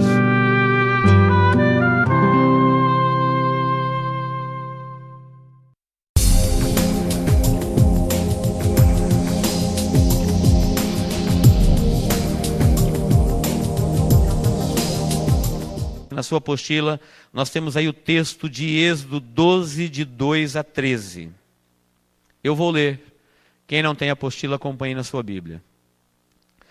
Este vos será o primeiro dos meses do ano. O 10º dia deste mês tomará cada um para si um cordeiro para cada família.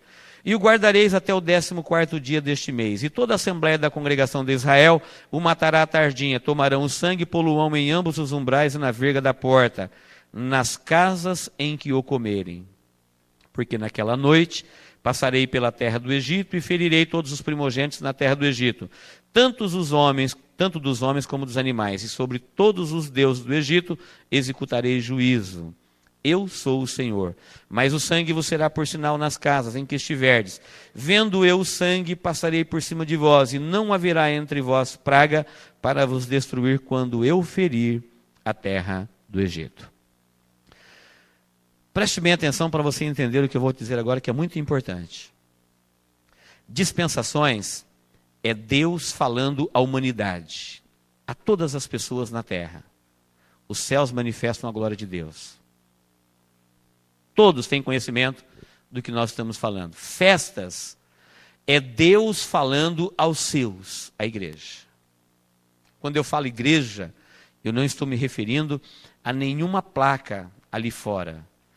Para Deus na terra tem 3 povos: gentios, judeus e igreja. Gentios é qualquer nação, judeus, descendentes de Abraão, igreja é tanto gentio ou judeu que aceitou Jesus como seu Salvador e se tornou igreja. Então, quando eu falo igreja, eu falo de um povo na terra que crê na palavra de Deus e que crê em Jesus como seu Salvador e que anda de acordo com a sua revelação. É uma igreja invisível que existe dentro desta igreja que nós chamamos de visível. Então, preste bem atenção. Dispensação, nós começamos aqui. É Deus agindo na terra, na superfície da terra. Festas, nós vamos começar aqui. É quando Deus fez para ele um povo e deu a lei e começou a se relacionar com este povo.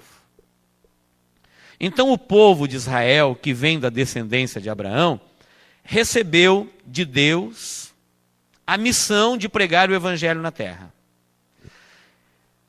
Preste atenção neste detalhezinho.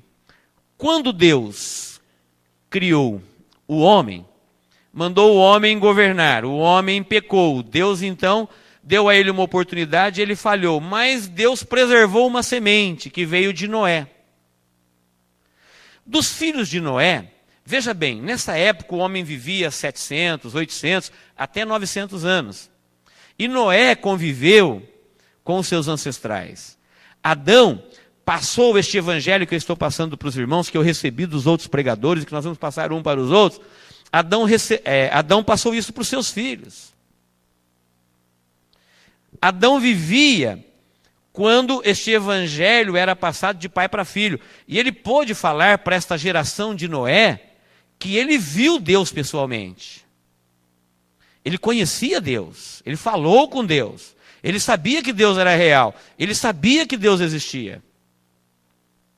E Noé tinha conhecimento da pessoa de Deus, da presença de Deus, do juízo de Deus, da bondade de Deus, da verdade de Deus. E esta semente piedosa agora daria sequência a mais uma dispensação do governo humano. Desta semente piedosa, nós encontramos toda a terra que existe hoje.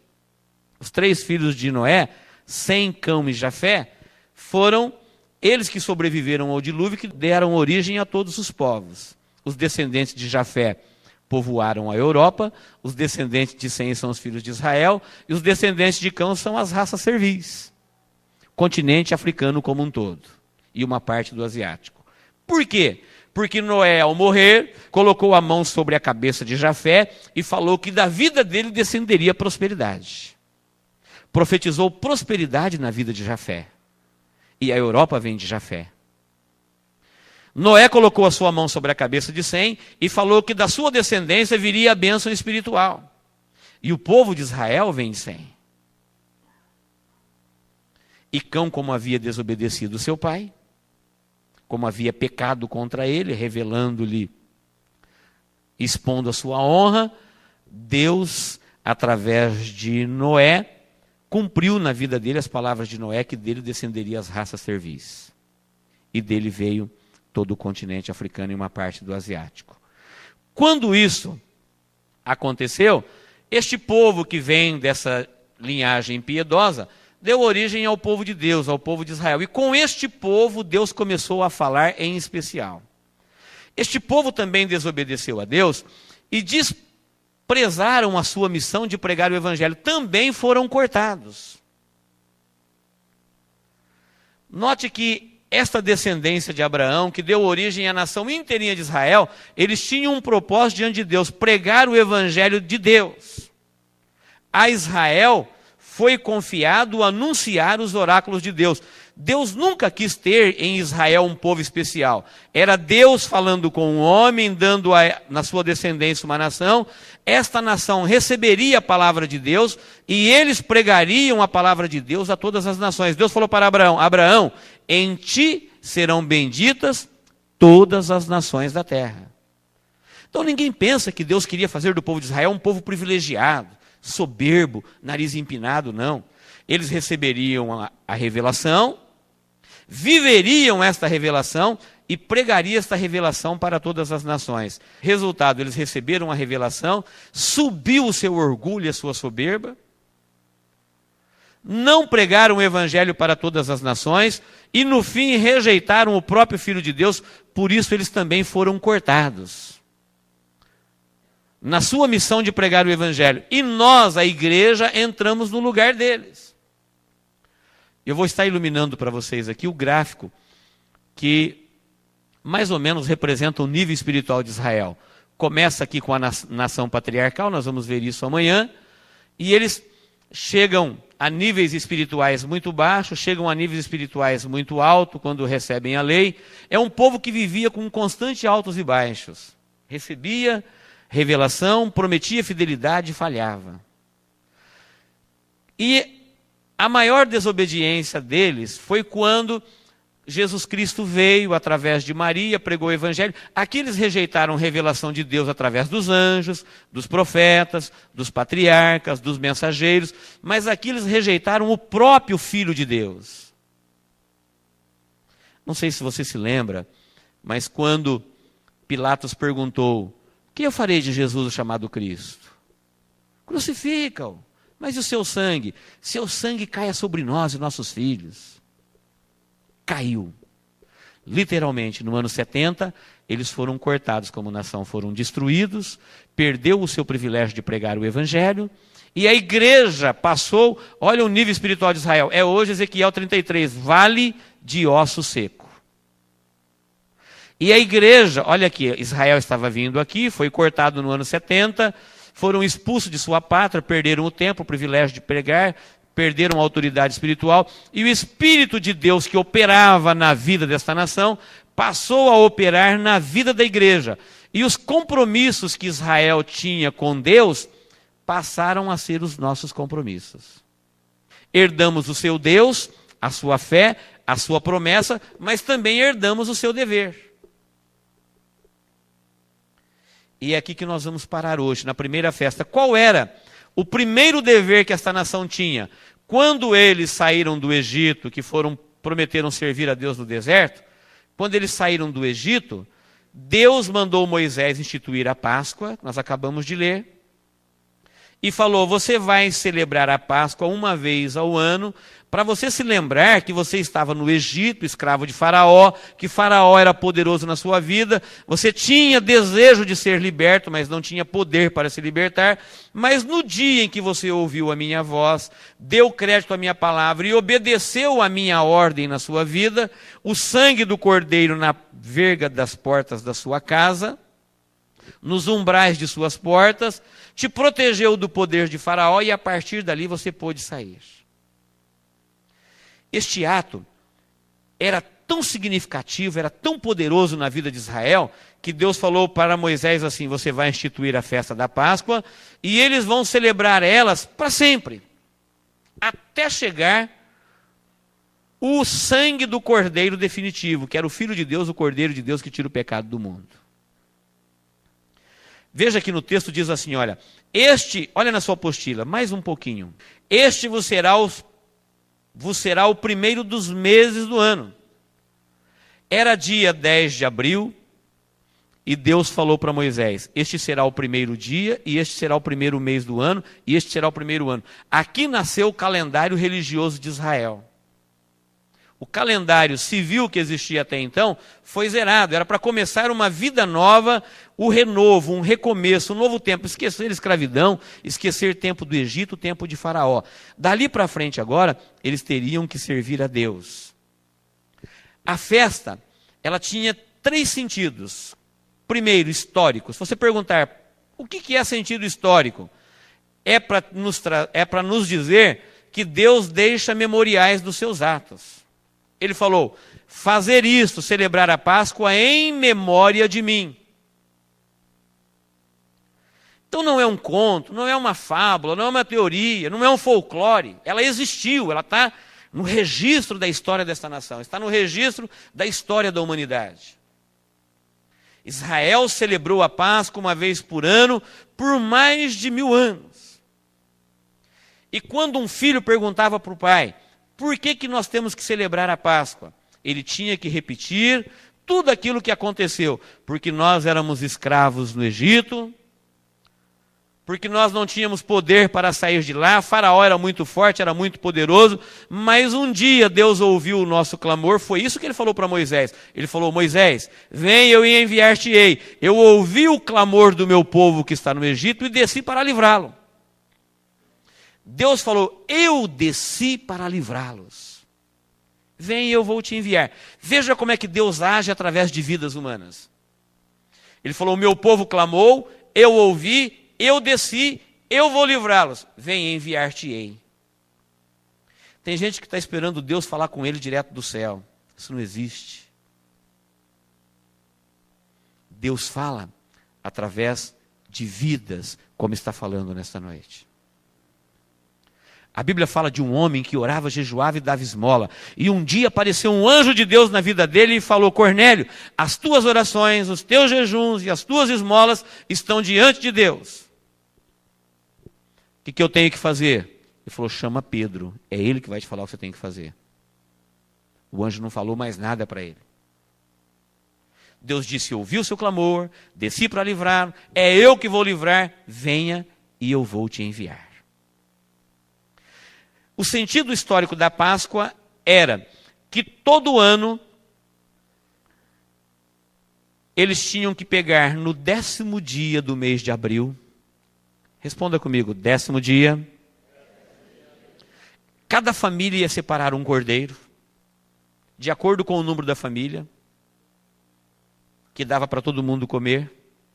Eles iam separar este cordeiro dos demais, ia examinar este cordeiro por 4 dias. No 14º dia, eles iam matar. Iam matar este cordeiro e iam pegar esta carne deste cordeiro, comer com ervas amargas apressadamente. Quando alguém perguntasse por quê, fazia parte da história do povo. Porque um dia nós estávamos no Egito e Deus travou uma guerra com o faraó. Nós falamos, Deus quer que a gente sirva ele no deserto. O faraó falou, não vai servir. Era uma batalha entre Deus e o mal, entre o inferno e o céu. E Deus começou a mandar as pragas sobre a terra do Egito. E a última praga que o inimigo se rendeu foi quando Deus falou para Moisés, você mata um cordeiro, pega o sangue dele, coloca nas vergas das portas, nos umbrais, porque nesta noite vai passar o anjo destruidor, e onde não estiver o sangue, ali vai morrer o primogênito, ou seja, o primeiro que nasceu, dos filhos, dos animais que estão no campo, do animal que está no quintal. Todo primogênito, o primeiro filho que nasceu de qualquer tipo de animal, ou até mesmo do filho do homem, ele morreria. Inclusive morreu o filho de Faraó. Mas na casa que tivesse o sangue na porta, o anjo da morte passaria por cima. Passar por cima quer dizer Páscoa. Páscoa quer dizer literalmente passar por cima, no sentido de poupar. Ali não haverá morte. Por quê? Está protegido debaixo do sangue do Cordeiro. Historicamente, é isso. Cumprimento histórico da festa da Páscoa. Se alguém te perguntar o que é Páscoa, esqueça. Coelho, chocolate e tudo isso que você já ouviu. Tudo isso não tem fundamento. Palavra de Deus, Páscoa é isso. Uma festa santa, uma solenidade seríssima, que Deus mandou fazer e falou, nunca se esqueça disso. Quando seu filho perguntar, quando ele estiver comendo o cordeiro pascal com ervas amargas, o estranho não podia participar. Quem não acreditava em Deus na sua palavra não podia participar da Páscoa, como não pode participar da ceia. Você vai explicar para ele, de tudo isso que nós acabamos de falar, ele tinha que contar para os filhos. E isto será por estatuto perpétuo no teu meio. Você vai fazer isso até chegar ao definitivo. Ou seja, as festas é uma intimidade de Deus com o seu povo. Moisés, é você, o povo de Deus, estranho não participa disso. Isso aí você vai contar para os seus. Porque eles vão aguardar o cumprimento profético da Páscoa, não é só história. Vire a sua apostila. Nós temos aí o cumprimento profético da Páscoa. Então vamos ver o que é o cumprimento profético. No cumprimento histórico, todo mundo sabia o que significa a Páscoa historicamente. Dia 10 de abril, todo mundo sabia, cada família tinha que pegar um cordeiro, separar por 4 dias, ver se nesses 4 dias o cordeiro não tem nenhum defeito, se ele não é manco, se ele não é cego, se ele não tem problema. Uma vez que ele é perfeito, mata ele no 14º dia e come a Páscoa a cada família. Veja o cuidado de Deus pela família. Era um cordeiro para cada família. Isso quer dizer para nós que toda família, toda casa tem que ter o sangue do Cordeiro de Deus que tira o pecado do mundo.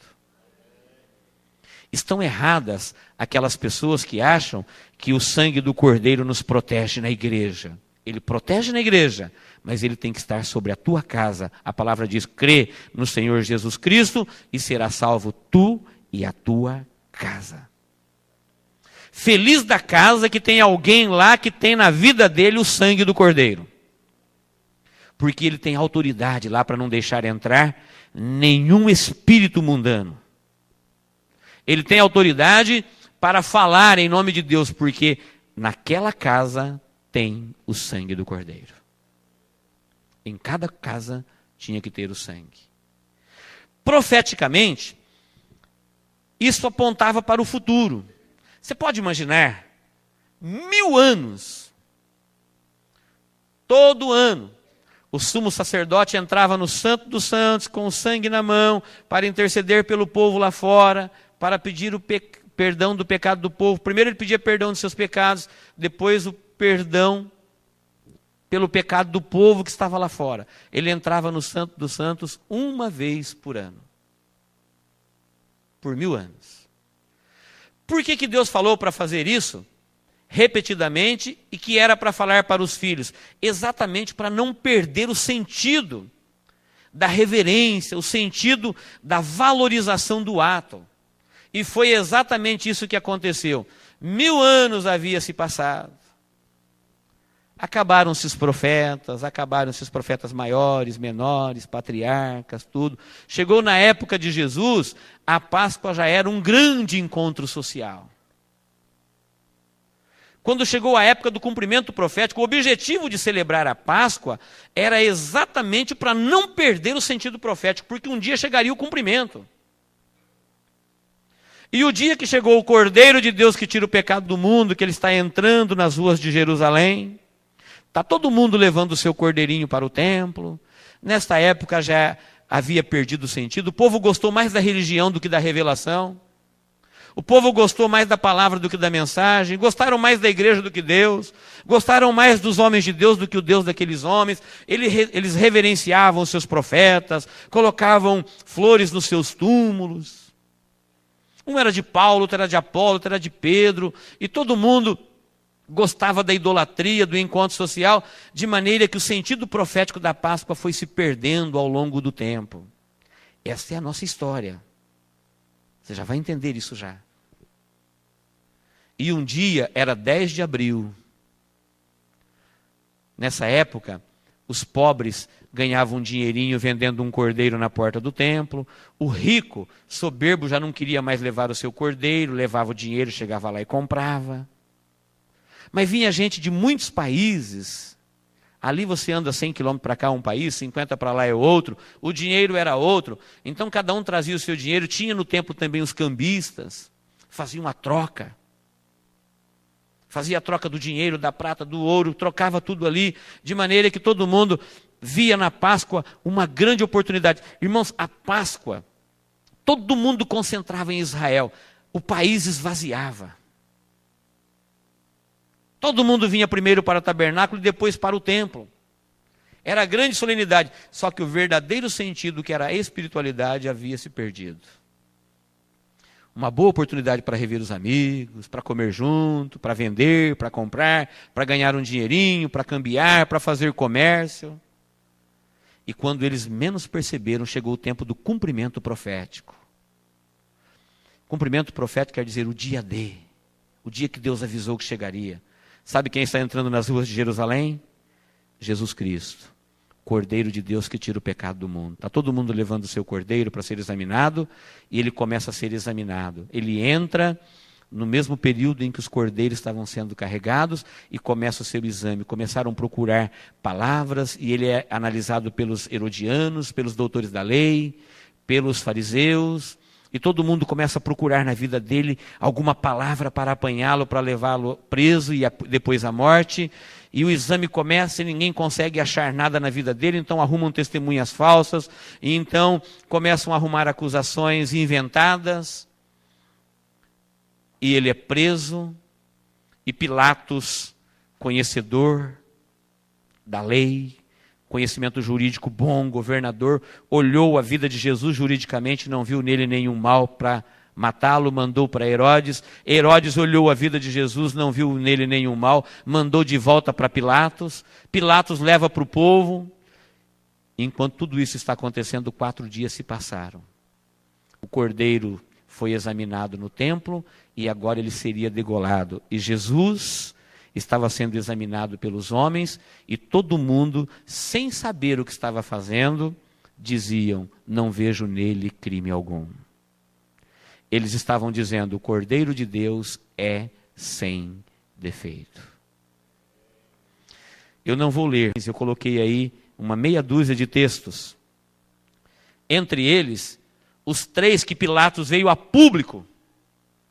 Chegou a público, como eu estou falando com vocês, mostra Jesus e fala: Não vejo nele nenhum crime que o faça digno de morte. Pilatos não sabia o que estava dizendo. Ele não sabia que ele estava cumprindo um propósito de Deus e dizendo: olha, o Cordeiro de Deus que tira o pecado do mundo já foi examinado, ele não tem defeito, ele é perfeito, ele pode morrer na cruz do Calvário. Ele não sabia o que estava falando, mas isso ficou registrado para que nós pudéssemos entender ao longo de toda a narrativa bíblica que Jesus Cristo não tinha defeito.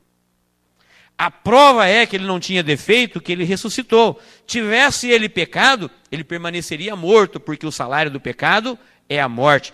Todos que morreram, pecaram, e todos que pecaram, morreram. A morte não pôde detê-lo, porque ele era o Cordeiro de Deus sem defeito. Assim, queridos, este povo que celebrou durante 1000 anos a Páscoa, exatamente para que naquele momento eles pudessem agradecer e louvar a Deus como povo especial, como povo zeloso, como povo que recebeu a revelação, dizendo: a partir de agora nós nunca mais teremos que sacrificar. Chegou o Cordeiro de Deus que vai tirar o pecado definitivamente. Até ali eles faziam anualmente, porque não tinha chegado ainda o Cordeiro definitivo que tira o pecado. Páscoa é encobrir. Expiar significa encobrir para não punir. E o sangue de animais servia apenas para expiar e não para remover. Era o sangue de Jesus que ia remover o pecado definitivamente. Isto é o sentido profético. E se você perguntasse para mim: pastor, o que tem isso a ver com a minha vida hoje? Tem tudo a ver, porque Israel foi cortado. Eu e você, a igreja do Senhor, entramos no lugar dele. E as festas de Israel passaram a ser as nossas festas. A prova é que quando Deus tirou Israel do Egito, a primeira festa que ele fez e mandou celebrar foi a Páscoa. Olha que coisa linda. Moisés instituiu, Joel interpretou e Pedro percebeu que no Pentecostes era o cumprimento. Pedro, no dia em que o Espírito Santo desceu, ele falou: varões galileus, isto é o que foi dito pelo profeta Joel. O que o profeta Joel diz? Aquilo que Moisés instituiu. Era a linhagem piedosa percebendo o cumprimento profético. Moisés instituiu, Joel interpretou e Pedro entendeu que era o cumprimento profético no tempo deles. Não foi por acaso que Jesus, quando chegou para viver o nosso tempo, quando ele chamou os 12 discípulos e formou um grupo de discípulos, a primeira coisa que ele fez foi colocar a ceia. A nossa ceia é a Páscoa dos judeus. Tem os mesmos elementos, tem o mesmo sentido profético, tem a mesma revelação da parte de Deus. Tudo que Deus havia dito na Páscoa, Jesus disse na ceia. É em memorial, é em memória de mim, é porque terá um cumprimento profético, é para você não se perder na caminhada. É como se Jesus estivesse dizendo para os discípulos assim: está vendo a nação de Israel? Inteirinha celebrou a Páscoa por mais de 1000 anos, exatamente para me aguardar. E hoje ninguém consegue me ver.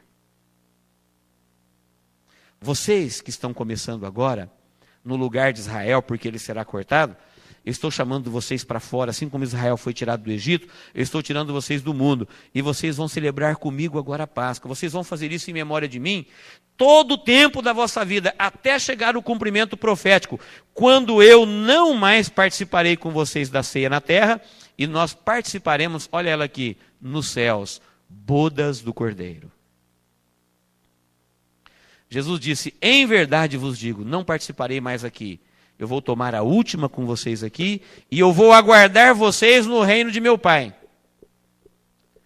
Não sei se você está ligando uma coisa com a outra. Deus disse para Moisés: vocês vão começar a celebrar a Páscoa aqui e nós vamos se encontrar alguns séculos mais para frente na Páscoa definitiva no templo em Jerusalém. Só que quando ele veio para se encontrar com a nação o crucificou.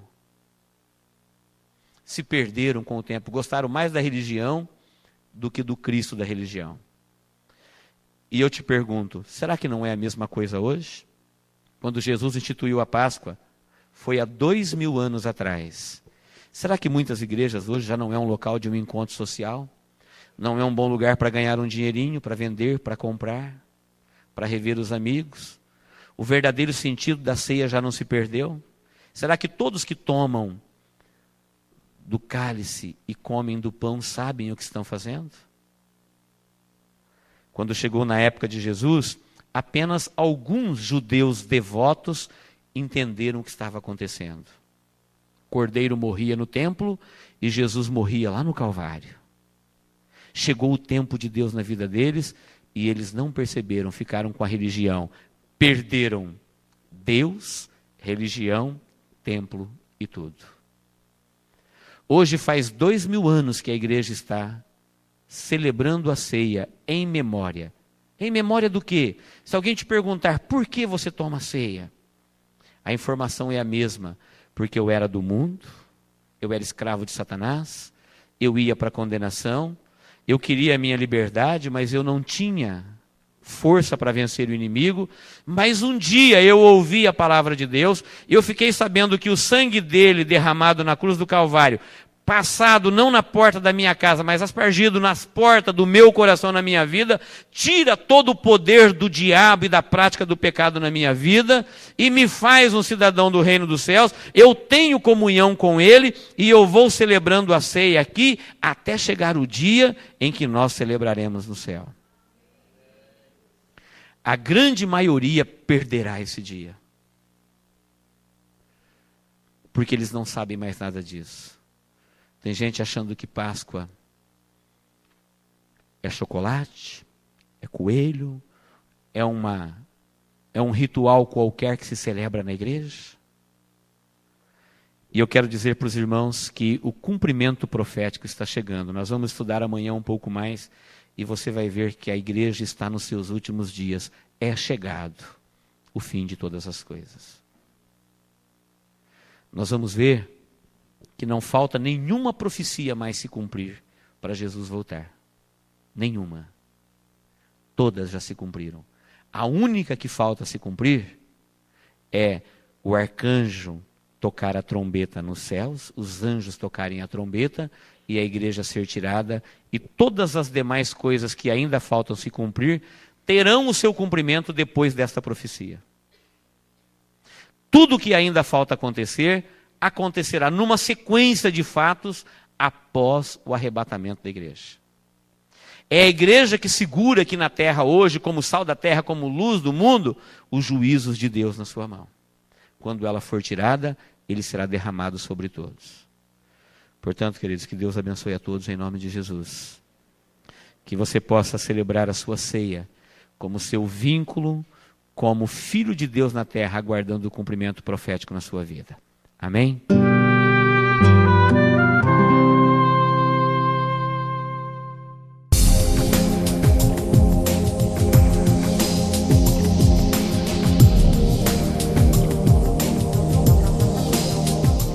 Uma pergunta, pastor, qual é a duração da dispensação da inocência? Essa dispensação ninguém sabe a sua duração.